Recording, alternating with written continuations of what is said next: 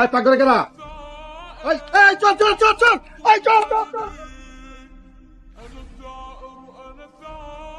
আপনারা এইখানে দাঁড়ায় আছেন কেন? চলেন মসজিদে নামাজ আদায় করি। একটা কথা, গ্রামে তো চোর বেড়ে গেছে গা, এটা একটা বিহিত করতে হবে। আপনারা মানবেন আমার কথা, শুনবেন? হ্যাঁ মানুম আপনার কথা। তাইলে আগে দেখেন চুরি কেন হয়, তারপর চোরের বিচার করুন। চুরি আবার কে নেব? চোরের স্বভাবই তো চুরি করা। না না না, চোরে চুরি করে কোনো না কোনো প্রয়োজনে, সেই প্রয়োজন কখনো কখনো সমস্যায় পরিণত হয়।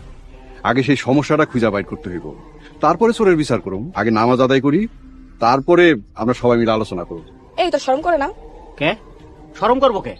এই যে গ্রামের সবাই তোর চোর কয়। আমার শরম মরম করে না। তোর শরমও করে না? এটা কোনো কথা? শরম করে না, কারণ প্রতি বেলায় শরম বেচা আমি চাইডা ভাত খাই। যা ঘুমাইতে দে। যদি কিছু মনে না করেন একটা অনুরোধ করতে পারি? জি বলেন ইমাম সাহেব। আপনাদের গ্রামেরই একটা ছেলে মানুষের বাড়ি থেকে ভাত নিয়ে খায়, গ্রামের লোকজন ভাত চোর বলে। ওরে কি একটু আমার সাথে দেখা করতে বলতে পারবেন? ও তো বাদ চুরি করে খায়।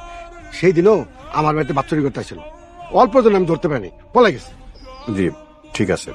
আসসালামু আলাইকুম রহমতুল্লাহ।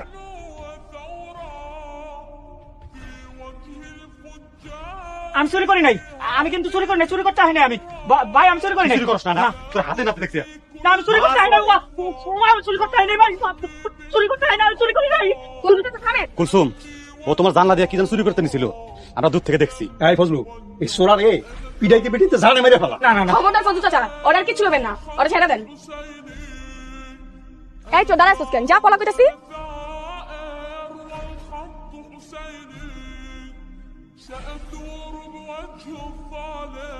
এই তো দেখো নুপুর। ও, রূপু তাইলে ঘরে আসিল? না, ভাত তোর এই নুপুর দিতেই আইছিল, আর তোমরা নাচ গিয়েই মারছো। কি কস কুলসুম? হ, আমি ঠিকই কইতাছি। আমার বিছানাতে এই নুপুর ছিল না। কে তুমি একটু আগে আমার বিছানা গুছাইলা? হ, কথা তো ঠিক। ভাত চোর কি তাহলে নুপুর দিতে আইছিল?